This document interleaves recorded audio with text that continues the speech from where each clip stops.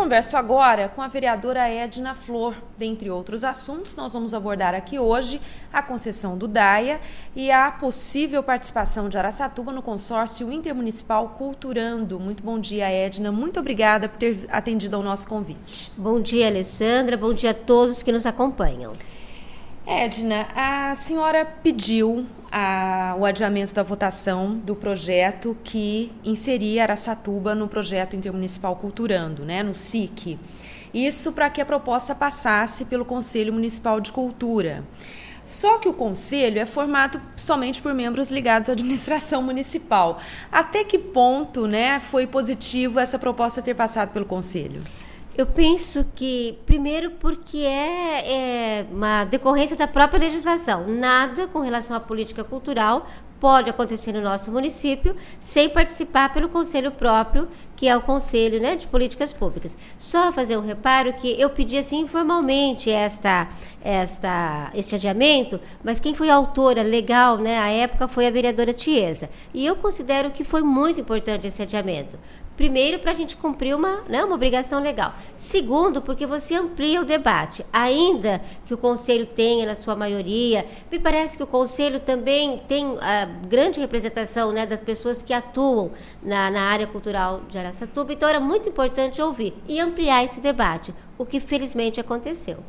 Agora, Edna, quais são os pontos obscuros deste projeto? São todos. Eu achei o projeto todo muito obscuro, o projeto todo muito confuso. Primeiro, antes de falar de alguns detalhes do estatuto desse consórcio, de um protocolo de intenções, que é um documento aí vinculado a este consórcio, o que é pior, eu penso, em termos de cultura, acho que 2 pontos. Primeiro, por que não se fazer um consórcio com municípios da nossa região? Eu acho que, mesmo em termos políticos, nós não podemos perder a humildade. Nós temos Penápolis aqui ao nosso lado, que é uma cidade com referência na área de cultura, e o próprio secretário Hélio conhece as pessoas, conhece a história. Então, acho que se Penápolis, pelo seu potencial cultural, Araçatuba, por ser sede administrativa, por tanta gente também atuando muito bem na área da cultura, se a gente se juntasse e convidasse outros municípios da região, com certeza teríamos um consórcio muito bom. O segundo ponto é que a Câmara aprovou, o Executivo finalmente encaminhou todas as leis do chamado Sistema de Cultura. Nós aprovamos a lei do Fundo de Cultura. Para quê?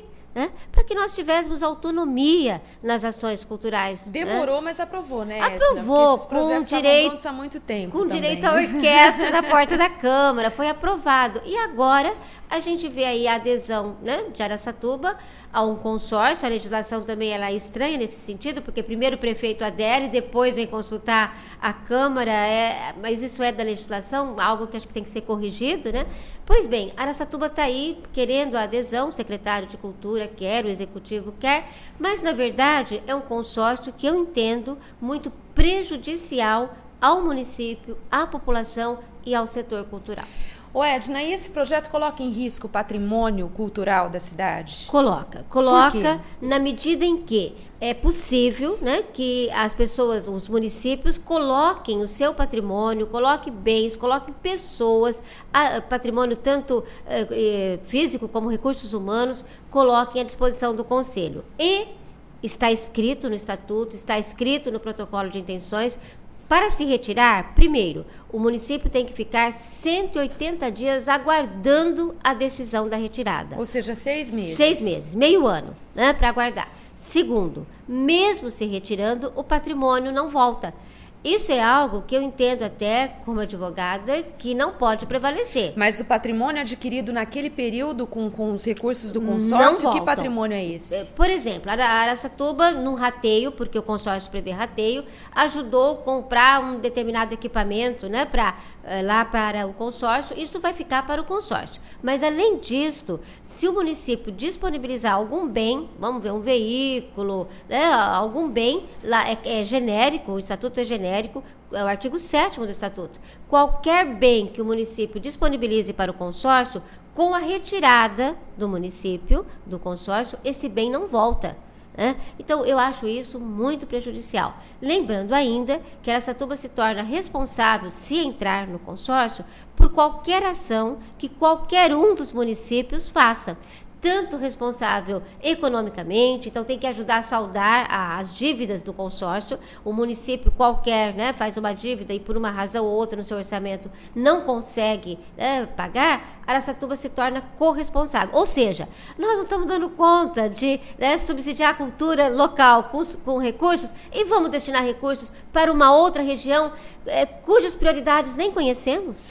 E o que também deve ser ressaltado é que a Araçatuba ficaria com a maior parte do bolo, né? Ela pagaria a maior fatia, ela pagaria mais de R$ 8.400 ao ano pela sua participação no consórcio, até porque a participação é por habitante, né? Exato. São 47 centavos por habitante. E como Araçatuba é a maior cidade que participaria do consórcio, ela arcaria com a maior parte aí dos recursos. Além do rateio de despesas. E foi importante falar disso, de recursos, porque outro problema sério, né?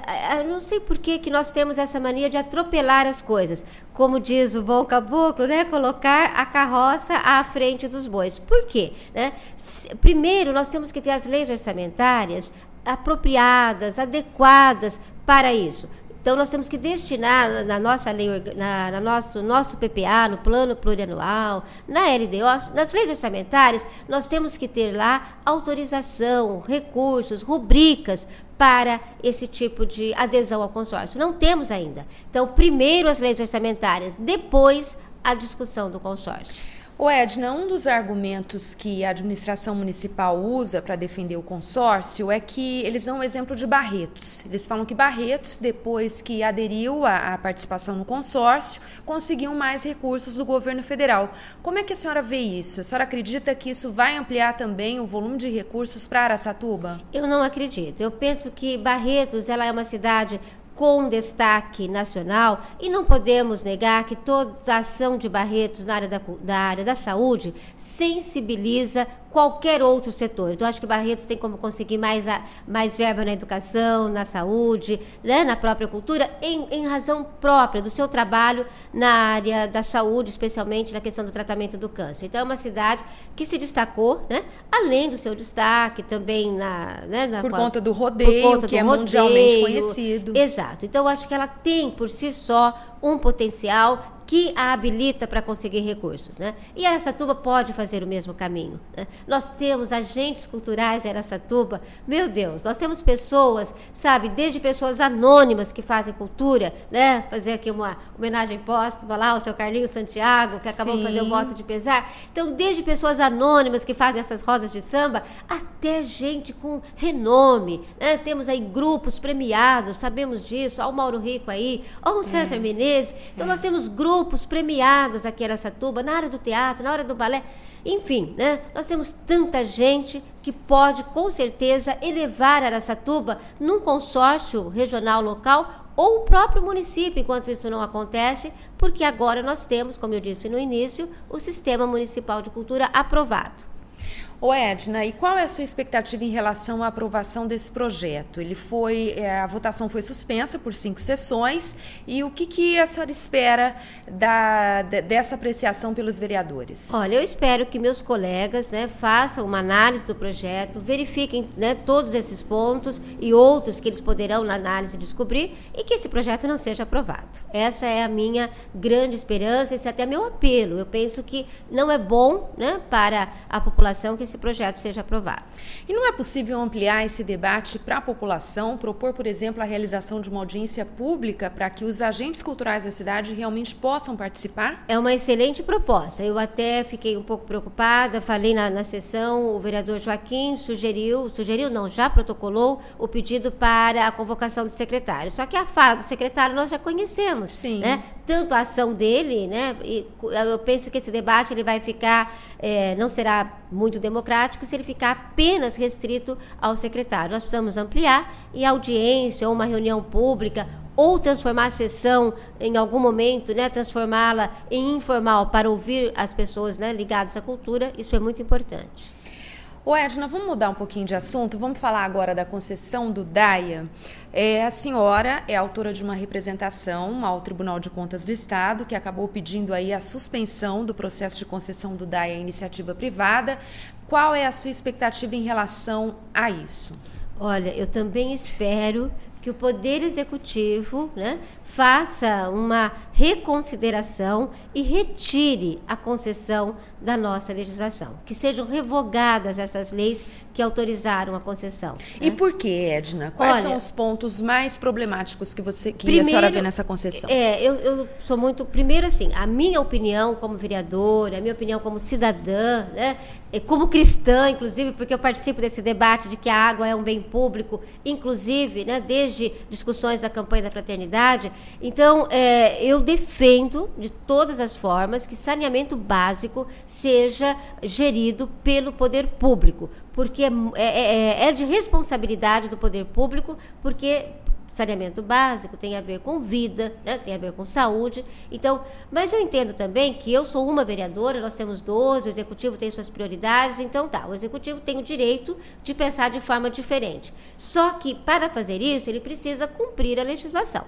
Primeiro, não acho justo revogar um plebiscito. A possibilidade e ainda revogar o plebiscito numa sessão extraordinária de 10 de janeiro, onde até parte dos vereadores estava viajando. Ou seja, foi convocado uma extraordinária em pleno recesso parlamentar, Em pleno recesso, com a população nem acompanhando as sessões da Câmara, porque não estava aguardando isso. Então, acho que a revogação desse plebiscito deu uma ideia da forma como o Executivo queria proceder a esta concessão, né? De preferência, de uma maneira rápida, de uma maneira muito assim acelerada e sem ouvir a população. Bom, depois a própria legislação. Nós aprovamos a lei do saneamento básico. Tinha uma comissão na Câmara de Vereadores acompanhando, de repente chegou o plano para ser votado, né? Atropelou também toda essa discussão que se fazia na Câmara. Vamos lá, vamos votar o plano com umas audiências públicas, eu diria entre aspas, porque as imagens mostram, não precisa, né, de muita conversa. Peguem as imagens das audiências públicas. Nós veremos lá apenas cargos de confiança da Prefeitura Municipal com 2 ou 3, 4 participações de pessoas que foram lá da comunidade. O argumento é de que a audiência pública daria um tom mais democrático, mas não era esse bem o desejo. Não. Afinal de contas, como a senhora bem lembrou, houve aí uma votação às pressas para retirar a obrigatoriedade do plebiscito. Exatamente. Então, se havia realmente o desejo de tornar o processo democrático, o plebiscito deveria ter sido mantido. E, além disso, as audiências públicas eram muito técnicas, sabe? Ficava se lendo relatório. E nem todo mundo tem condições de ir numa audiência pública, porque as pessoas trabalham. 14 horas, por exemplo, né?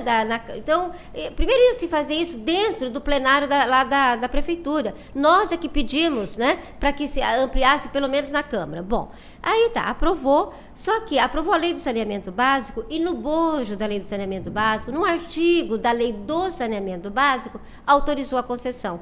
Eu entendo que isso está errado, tinha que ser uma lei própria. Uma coisa é o saneamento básico, outra a concessão. Isso deveria ser objeto de uma outra lei. E depois essa transformação do DAIA, a redistribuição dos funcionários, para quais funções? Eu pergunto, Alessandra, como é que um operador de estação de tratamento de água vai trabalhar na prefeitura se a legislação exige que ele faça uma atividade similar?